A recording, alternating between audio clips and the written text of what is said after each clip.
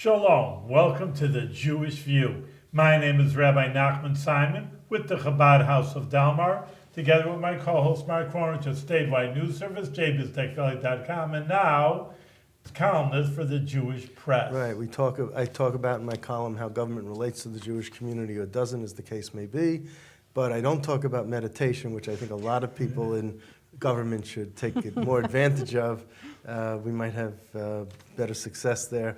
But we have a special guest today, Simma Kinderlehrer, from Albany, but from the West Coast and from Pittsburgh and from from the Bronx and from all over the place. You're from all over. Yeah, but, a wandering Jew.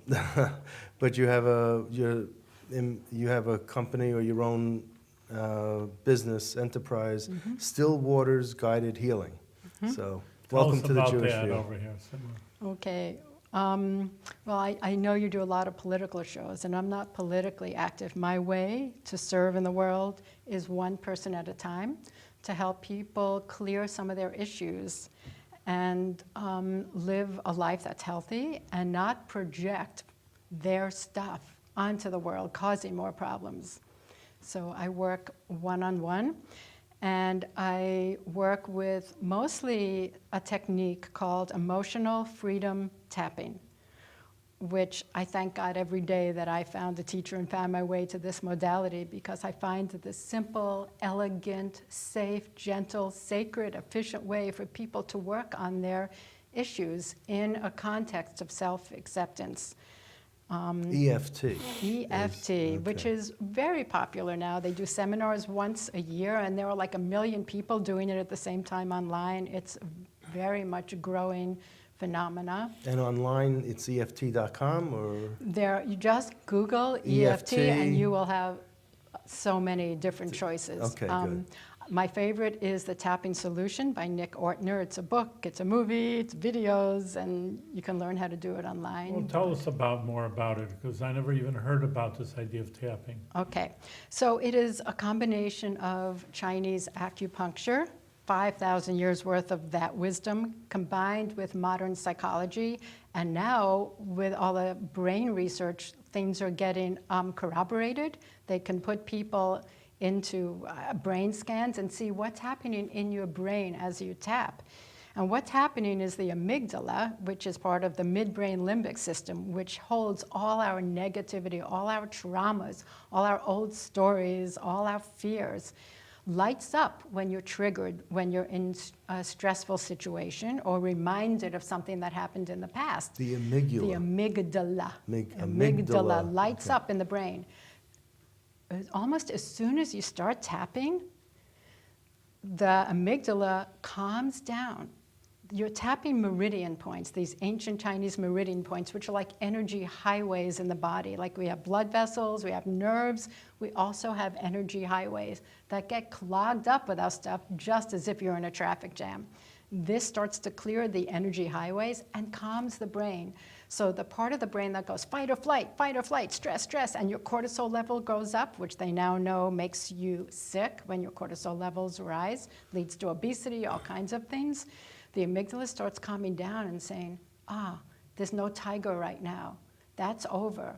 I'm safe now. I can think about that issue. I can explore it and I can let it go. I'm safe. And your endorphins go up and your cortisol goes down and the amygdala calms down. That's what they're corroborating with brain research, which is so wonderful to see that what we're doing is an actual thing and it actually works. And I have clients who come in and they're all stressed, and within 5 minutes, they start saying, and then they leave feeling, why am I so much lighter? I just feel so much lighter and I have hope. So the Albany community is now studying Torah 365, Pirkei Avot. So one of the things I remember, we just finished chapter 1, is say little and do much. So I thought it would be good for me to stop talking and do a demonstration and actually show you how this works. And then I'll explain as we go, and feel free to ask me what I'm doing and why. So I thought a good issue to start with right now is the trauma that pretty much the whole world seems to be going through because of the chaos, the violence, because of random violence. You can't go into a concert or a stadium in Paris without And it seems like the world is sort of devolving into chaos. And so I think all of our amygdalas are going, alarm, alarm, alarm, this is not a safe world. This is not a safe world. And I've had to work on it personally because my daughter, son-in-law, and 2 of my grandchildren just made Aliyah. And like the minute they got there, things started getting really scary. So I, of course, being the Jewish mom, said, can you just come back until things calm down? And my daughter said, Mom, I need your support. I need your emunah. I need your faith. Don't tell me to come home. Tell me it's going to be okay and God's watching over your grandchildren. So she was my teacher, and I better work on my fear and not put my fear on my children who are doing their best to live where they need to be. So I worked on it, and now instead of asking them to come home, I'm going there in a few weeks to be with them. So this is how I worked on it. So I start tapping. This is called the karate point, or the setup. And I would start by saying, even though I'm afraid for my children and grandchildren and for civilized people all over the world, I accept myself with this fear. And you do that 3 times. Even though I have this fear of chaos and I'm having a hard time finding Hashem in all this, You have I to love and express accept it the way myself. you're doing it, you're thinking it, or... you think it, you and- feel it, and I feel, so I would take a few minutes of guided meditation. Where in my body do I feel this fear? It's like, oh, my heart. You know, when I think about what might happen to my grandchildren or what might happen to anybody at any moment, I can feel my People's stomach- heartbeat or go their up a people's little, So let me- tighten up. stomachs tighten. So let me ask you, I have a little bone over here. So on this side of the bone or this side? Right in the middle. It doesn't matter. You're covering the okay. whole kind of area. So I'm doing this. Yeah. I'm doing this okay here. A little bit closer to the thumb, maybe. To the Yeah, thumb. Yeah, like there. Okay. It doesn't have to be Okay. that precise.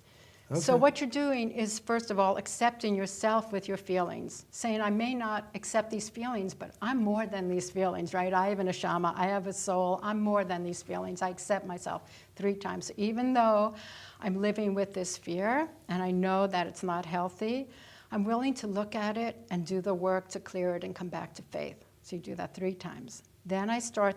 This is the first acupuncture point we work on. And it's a very light tapping. I have some clients who are like, I'm like, no, don't beat yourself up. Lightly tap. And then I start saying the word fear, fear. I don't like chaos. There's so much fear in the world. Then I move to this point, a different meridian point. I don't understand why all this is going on. I thought we were moving forward, and here comes this group called ISIS who are bringing us back to the age of barbarism. I don't understand it. I'm afraid of it. I don't like chaos. I want everybody I love to be safe. I want my little grandchildren in Israel to be safe. I want people all over the world to be safe. Anti-Semitism is growing. That scares me. I want all my Jewish brothers and sisters to be safe. But there's so much fear. Every time I turn on the news, my fear starts again. There's so much fear. There's so much horror. We can't get away from it. You open your computer, you open the TV. So much fear. I'm holding so much fear in my body. And because of my children and grandchildren, it's feeling very personal. So much fear in the world today. So much fear in my body. My stomach feels tense. So much fear.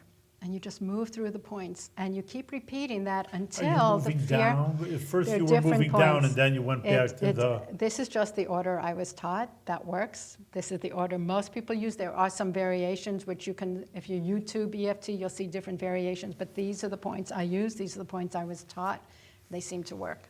This is the sequence. It covers the, I can tell you,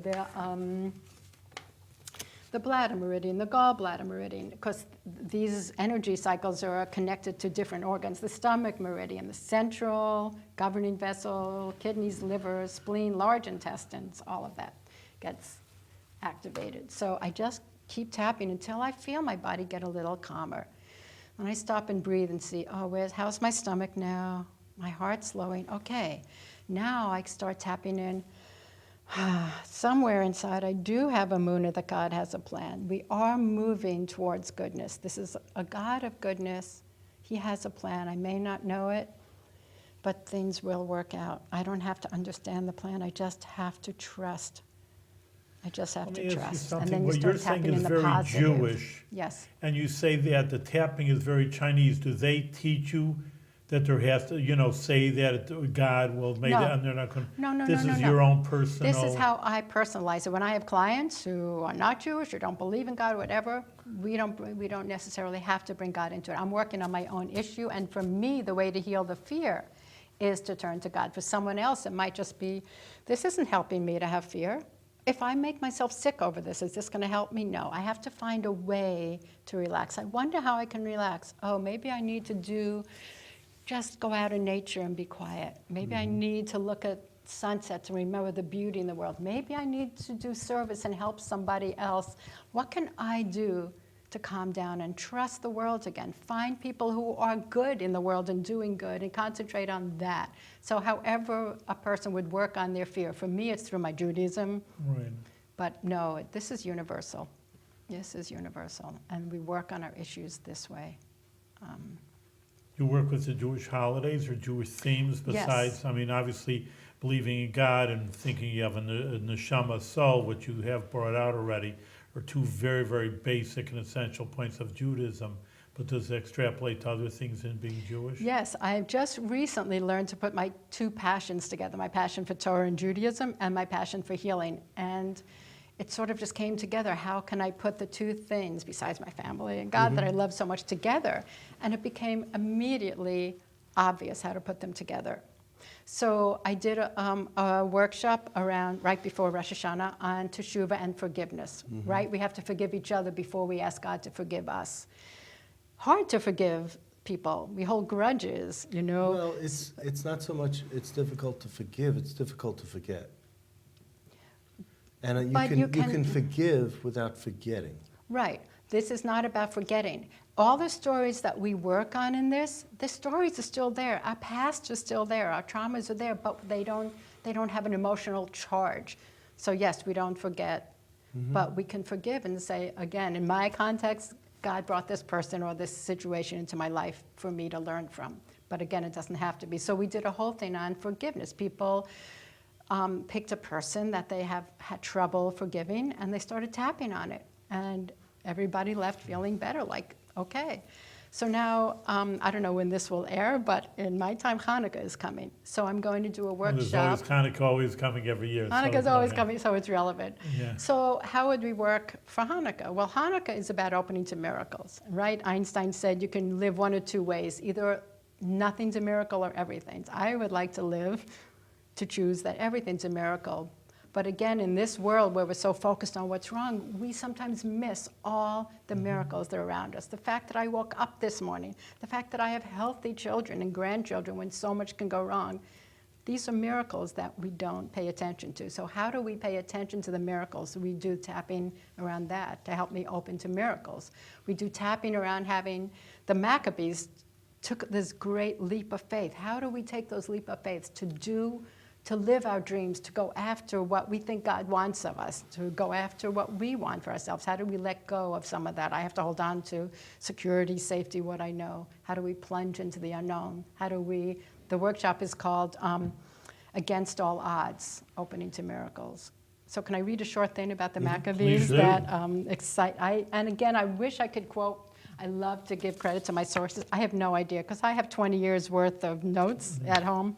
So, my favorite Hanukkah quote: when the Maccabees entered the temple and discovered that most of the oil was gone, what could they do? Well, if they were reasonable, sensible, they would have said, let's go home, make some more pure olive oil and come back later. But there was a miracle of faith. Somebody was unreasonable enough, hopeful enough, faithful enough, celebratory enough to light the menorah anyway. Celebrate light, and what will be, will be. Now that kind of thinking, that's a miracle.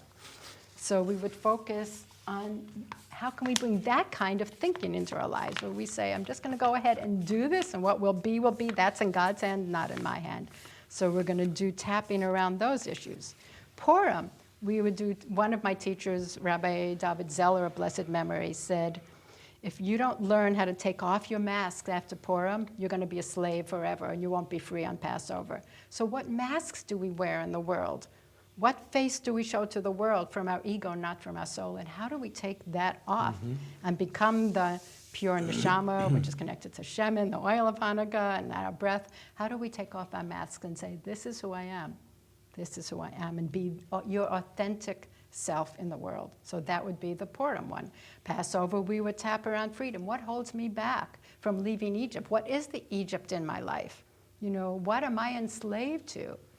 What am I serving other than God? And we would tap on those issues, probably going back to childhood. Let me ask you with the tapping, though, because the Yes. idea being tapping and releasing nervousness, which is your first idea, I have to understand why you tapping. I mean, these are beautiful ideas, and I agree with them. You're a Rebbitzin already. I mean, just think, whatever, but you're saying beautiful things, so I surely don't disagree. On the contrary.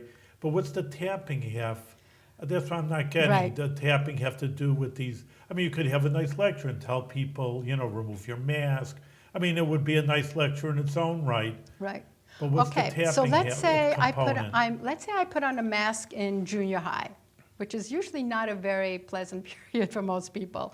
It's a time when you worry about, am I going to fit in? For me in the 60s, am I cool? I used to daven, God, make me cool. I don't know how to be cool. So I was really shy, self-conscious, afraid, of not being popular. So I put on a mask of, I'm fine, How do a mask of what I thought cool would be like. That's the mask. And so if I go back and I start tapping in junior high how I felt, that's the trauma, that's the story I'm holding, that just being myself, I won't be popular, I won't be accepted, I won't have friends. That's, it sounds like a little story, but that could affect people their whole lives. I can't be who I am. Well, So Billy Joel wrote a song about that included that too. Yeah? And who are you really? And Yes. take off the mask and let's see who you are and let's be, and Right. stop hiding. Right. So But- let's say excuse me. So let's say my 13-year-old is still feeling like I'm not okay the way I am. That sets off my amygdala going stress out, figure out, think who I should be. So you tap that, and the 13-year-old, the 12-year-old part of me starts to relax and say, that was then. I'm safe now to be who I am in the world. I'm not in junior high anymore. The tapping takes that story that creates tension in the brain and in my body and releases it. That's how the tapping fits in. So have you tried the tapping? I don't tap, but I do learn a lot of Hasidut philosophy. Can you tap? Can you do this? I didn't see you do It this. doesn't take too much to tap. But I mean, Well, I'll no, tap. put your thumb up. What, Put your thumb up like this. and then tap like right, this. that's- You're an expert already, or one of us? Well, I got a private lesson. See, so- that's the thing. You can learn this so fast. Yeah. And if I'm in a situation like I substitute teach and I go to junior high and I see a kid who's struggling, I might feel triggered. All I have to do is go to the hallway, and I can do 3 minutes calming down my 13-year-old, and then I'm calmer to go into the classroom and help that child. 2 or 3 minutes of tapping just calms your system and allows the creative, higher thinking part of your brain to be enacted. I can understand that. That's what I was going to say to Mark. In our Hasidus, it's just like you can learn something. It's not 2 + 2 = 4. You got it, you got it, you got it. You know, Right. you don't have to sit there meditating on it. Right. But certain concepts, like you're saying, faith and soul and everything is good. These things are, you can say it, and I'm right, but, or God is one. There's a lot of deep ideas that you said it, but you really feel it. Right. It becomes part of you, and that is a major component, like you say, where you have to meditate or contemplate on it. So maybe I see what you're saying. Right. You could say a lot of nice things and give a lot of nice lectures, and they're all right and they're all true, but did they really catch you or not? Did they internalize? Exactly. So let's look at Modeon. We say we start off every day saying, I'm grateful. But if I wake up every morning and I'm already worried about what might happen during the day, I can't be in my gratitude. So I might want to tap. What's stopping me from being grateful? Oh, today my back hurts, so how can I be grateful? So you can tap physical pain too. It really relaxes the body and it helps physical pain. So whatever might stop me from being grateful, I can take 2 minutes and tap that, and then maybe say Modani with a lot more kavana, a lot more belief, a lot more feeling. You're right, when your inhibitions go away, then that's what it is. It's your neshama, your soul, and your body. So the body has, what you're saying is sort of like all these inhibitions and all these problems, and and I want to do this, and I got to go there, and I got this problem, and the soul is just pure, so That's you right. just have to break through. Right. Not breakthrough is probably the wrong word, because it's just like your tapping is so easy, So easy. And yeah. I don't know about you, but Smooth. as a Jew, having parents who lived through, having a grandma who lived through World War I, where her house was bombed and having to escape, having parents who lived through the Depression, being separated during World War II, there's a lot of fear. And throughout the Jewish history, we have fear taught to us from our earliest age. Yes, And so how do interesting, you yeah. start tapping some of that and come to trust? Let me ask you something, because of course I'm a rabbi, so people come for counseling. Yeah. Some people, all right, everybody has something, like my mother always said, everybody has their mishigas, everybody has their, craziness, but all right, their anxieties, fears, the world around them, just listen to the radio and TV, you can't, okay, I don't care, people are being bombed, obviously it's affecting you. But then there are people with real problems. Yes. They have real anxiety, for example, and they see, and it's like, well, the bus is coming in an hour. I got to go out there right now. Yes. You said an hour. Right. And they do have more serious mental issues. Do you think that they could overcome with this also? Absolutely. Besides it being chemical, there's also stories. So as the person starts tapping, oh, I'm so scared, I'm going to miss the bus. And they go, wait a minute, why am I so scared? And as they tap, sometimes old memories come up. Oh, when I was 9 years old and my mom told me to meet her here and I was late and then I couldn't find her and I got so... We have stories that are usually connected to... And if they don't get cleared up, they layer. This is taking one story at a time, one layer off at a time. It's amazing what people remember as they tap, and they go, wait a minute, that little thing that happened to me in second grade, oh my goodness, that's been like controlling my thoughts all these years. So a lot of unconscious stuff starts to come up. But again, only what you're ready for. This is very slow, gentle, I never push. Here's a good example. I had one client who was like a hoarder. His house was just filled with newspapers, magazines, old papers, and his wife was going crazy. His wife was like, I can't live with this clutter anymore. And he couldn't. He would look at the clutter and he couldn't start. So he came to me to help him get started. And even though I have all this clutter, I love and accept myself is what he did, and I respect myself. Then he came up with, if I start throwing this away, I'm going to be so disappointed that I never got to read this. There's something here I should have learned. Look at this project I started. I never completed it. I'm so disappointed in myself. So he was afraid to face his disappointment of all that stuff that he didn't get done. But he said, but if I don't clear it, my wife is disappointed. I'm totally stuck. I'm going to disappoint someone. All of a sudden, through like the fourth round of tapping, he said, I'm the fifth son in my family. And I just remembered my mother saying to me when I was little, you were supposed to be a girl. You were supposed to be my daughter. I had 4 sons and I was waiting for you to be my daughter. I was disappointed when you were born.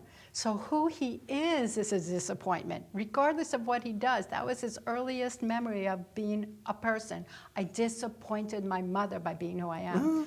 It was amazing. So there was that word, disappoint, came out from tapping. He said, oh my goodness, that's why I'm so scared to disappoint. Now and then we started tapping. I'm gonna go home and start one pile, just my most recent things. And he was able to go home and start the pile. And he didn't go transgender or anything? No. Okay. Because in this day and age, you just never know. When people come to you, you're saying it's fairly soon. Is it a one-session thing, or maybe you see people once a week for a year? It all depends. It completely varies. Sometimes I had a woman coming through town, and she stopped because she was a nurse going to a nursing conference, an administrator, and she was a chronic procrastinator. So here it was like 5 at night, and she had to give this big talk the next day, and she hadn't started, and all the papers were strewn in her car, and she came to me panicked. In a half hour, she had a plan. She said, I'm going to be able to do this. I know what my first step is. My second, I'm calm. I'm going to go do this and go to sleep and present. She was done. Now, she was out of town. She would have come back to me, or maybe we'll work later on Skype on why are you procrastinating? What's the backstory? Like in a movie, what's the backstory? Why did you start being a procrastinator? Other people come like every week for 6 months, for a year. Some people come, they clear their story in 3-4 sessions. They say, now it's time to work on this. Now let different There's issues so many come layers. up. I mean, there's so many layers of Right. people. They're so complex. Right, so it's That's very completely interesting. choice. Yeah. You know, it's interesting. Well, I'm thinking about going really back to the first part of your talk was just, you know, you hear about yoga, you know, Eastern religions have been around for a long time. It's the first time in my life, not that I'm, you know, because I'm so worldly, but, you know, that tapping is a big thing. Is it catching on? You said at the beginning. It is it's like just, millions tune into Really? this seminar. Well, And like, yes. like Simma said, you know, you Google EFT, and you're going to get lots Yeah. of hits and lots of yeah. options Is of it, I mean, is it different a new websites. thing? Because, you know, I think have that- you ever heard Not about new. it? Well, I think it's when- about 10 years old that it started becoming Catching on, popular, yeah. but now that more brain research is corroborating it, it's really good. It also depends on where you live. I lived in Santa Fe for a while. I guarantee 90% of people who live in Santa Fe Really? know about this. Boulder, Colorado, I go there and I have clients. It depends on where we live. Albany's a little slower. Yeah. You know, I would think. um, But you know, one interesting idea, what someone once told me that, I don't know if it's the same exact thing, but when men put the fill-in on, that you put it on your right hand and that is a pressure point, and you put on your head and that's a pressure point, and the Yeah. back of your head, that's a pressure Yeah, point. that's So right. just, and that's, what do you do to fill in? You pray, which is meditation, which is That's right. contemplating. That's And right. they say that would be the same kind of, that was more like acupuncture, they were, or something, I don't know. You know, again, I just read an article, I'm surely not the expert. But, you know, just that idea that maybe in Judaism itself, they have these right. points, you know, just maybe even like that. So in order to pray, you need to have the, like you're saying, points on, you know, to fill in on your So head. how come you stopped like over here around this, your chest? and then you go up to the head, which Yeah, is but where why all the nothing meridians below come Why together. nothing below the chest? Why not on the knees or? Don't No? need to. I guess you're getting, this is where the meridian contact point is, and it goes all the way down. It goes all the way down to your body. The energy channels flow. This is some kind of connection point.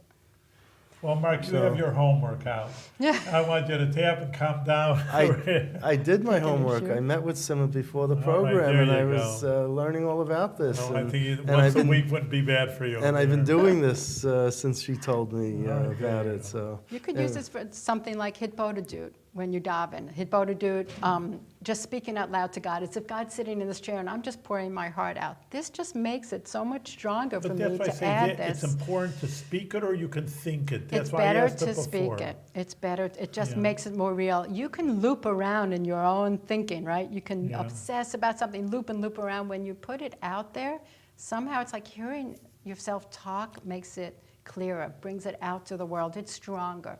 If I'm someplace in public and I don't want to speak it out loud, absolutely, I'll just hold the feelings in my body I mean, and like do if it you're quietly. on a plane or something like Yeah. that, you're sitting next to someone. Exactly. you I can- might just stop and tap quietly, or if I'm, you know, in the hallway in school, let's say, and a Yeah. kid is just driving me crazy, I may, Yeah. you know, and I'm trying to get patience, I'll come out and do it quietly. So when I'm alone, out loud, and You know, Simba, it's really great that you were here. I learned Thank a lot you. myself, and I'm Great. sure our Thank you. viewers have also. And I'm Tap sure Mark on. is. That's it. Yeah, Mark is going to come down a little more. Then, in case I always kid. But no, it's really people have your address on the TV that you're good to connect to you for whatever okay, reason. great. And we're going to have some seminars in our Chabad Delmar, I think, just to have Perfect. you. I'd love to. You know, to teach people. I think it's very important because even though, like I say, tefillin and mitzvahs are important, but you have to sometimes need outside help. And the Rebbe actually, when people had problems, he said go to a doctor or something like that. So it's not just turn the mitzvahs 100%. You got to work in the world, and I think you got something really, you tapped into it. Can I put a pun in? Yes. Over here, Mark's the Mr. Pun, but you tapped into something really rich. And Great. you know, I wish you a lot of success with good Thank health for you. what yes, you're doing. much Thank you continued so much. success. Thank Absolutely. you. Appreciate it. Thank you. Thank you.